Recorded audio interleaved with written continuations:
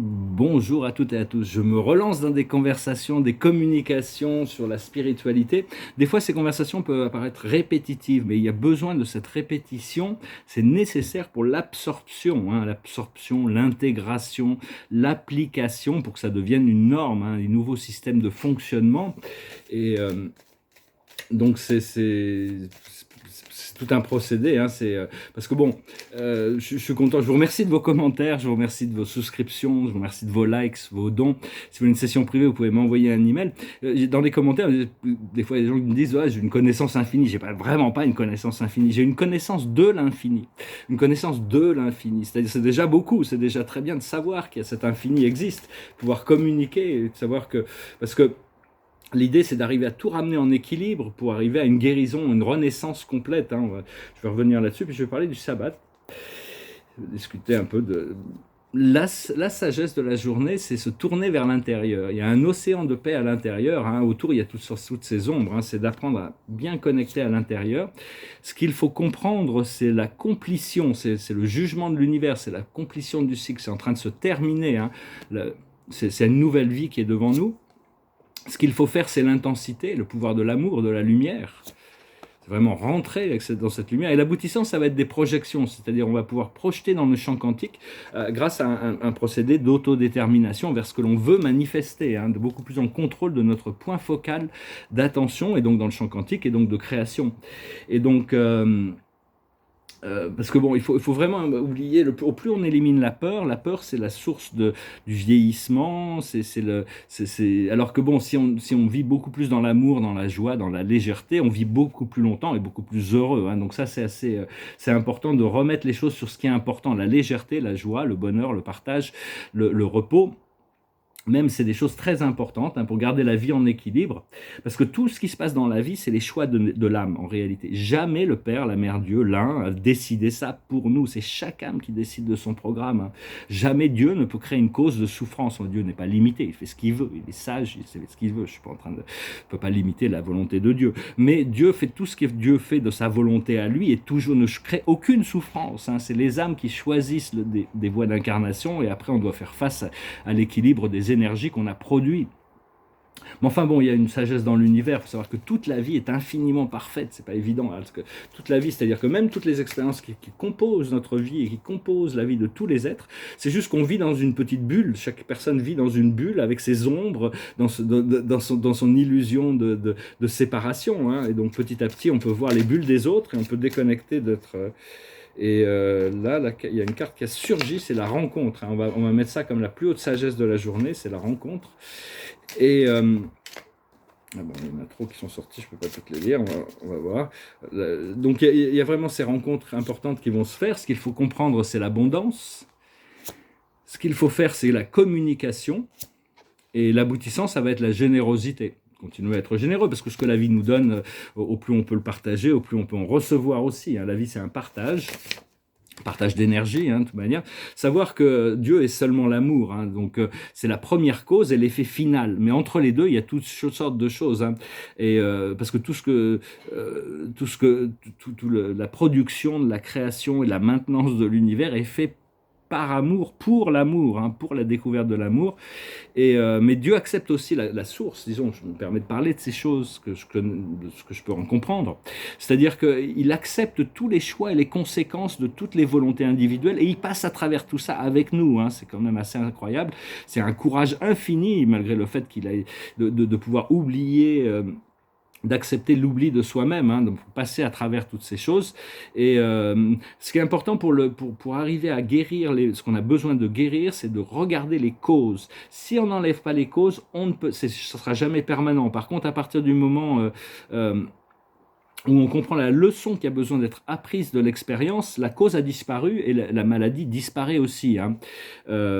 Chacun doit faire son travail personnel, et apprendre à se tourner vers sa source, sa propre source. Et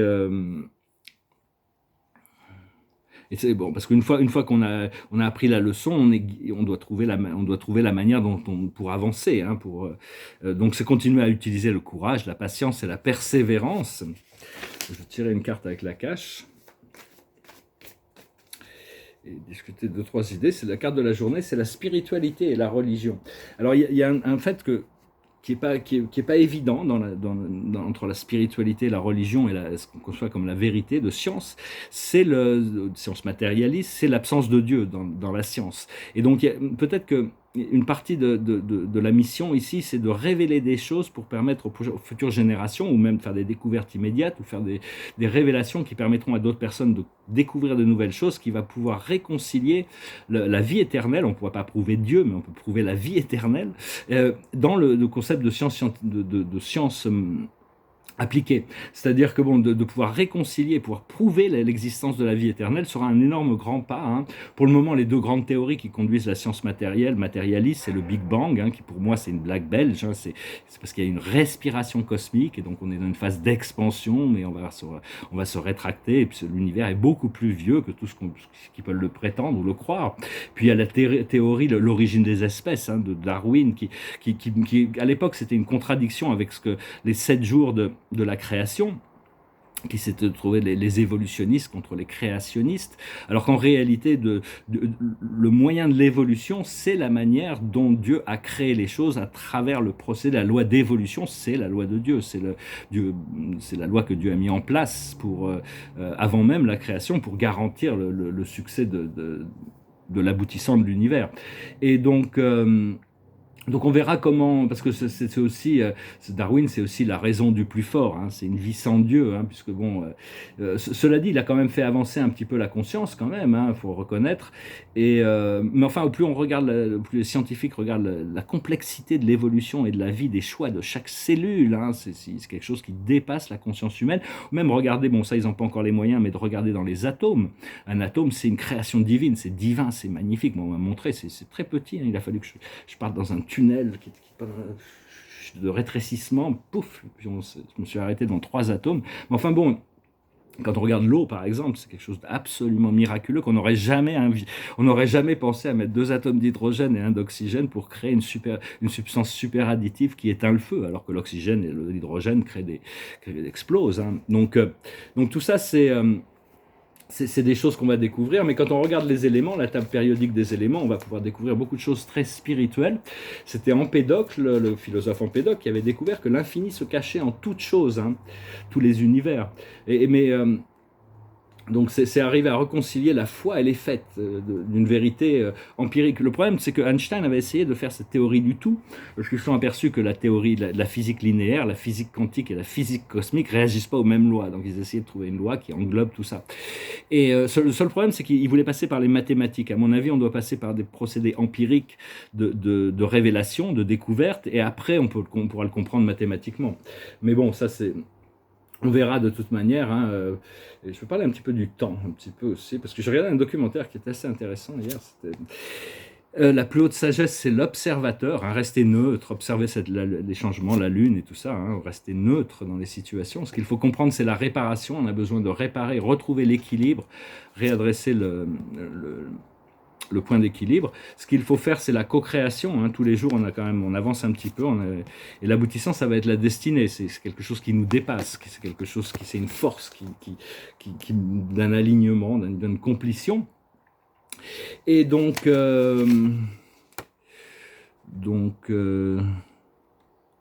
oui, c'est-à-dire que bon, quand on regarde dans la nature, que ce soit dans la chimie ou de la physique, c'est très difficile de ne pas concevoir que ça vient d'une intelligence qui dépasse la création de l'univers, de la vie, même sur Terre, dépasse l'intelligence humaine. Hein. Donc c'est cette réalisation d'un créateur, même si l'œuvre de Dieu n'est pas signée, hein, chaque univers est unique. Alors je vais parler brièvement je vais peut-être faire le sabbat, c'est-à-dire le samedi, ne rien faire, ne demander à personne de ne rien faire, se détendre, parce que c'est vraiment, ça a été le problème c'est toutes les guerres de religion, les protestants, tout ça, les protestants, il y a des gens qui voulaient suivre le 4e commandement de la Bible, c'est-à-dire le dernier jour, le 7e jour, le jour de samedi, de se reposer. Seulement le pouvoir papal a dit non, on décide que c'est le premier jour où vous devez vous reposer, le jour du soleil, parce que le jour du soleil, il y avait tout ce culte à l'époque de Constantin, le culte du soleil, donc et pendant des siècles, toute l'Inquisition venait de ça, hein, persécuter les gens qui voulaient faire le sabbat, et donc parce que les Juifs et les chrétiens au départ auraient pu suivre une voie très très alignée, hein, mais c'est tous ces forces papales là, ont vraiment créé une sorte de haine, de séparation avec cette idée de jeûner le jour du sabbat, ce qui était complètement anti-biblique, hein. Et donc bon, personnellement, je sais pas, c'est une idée.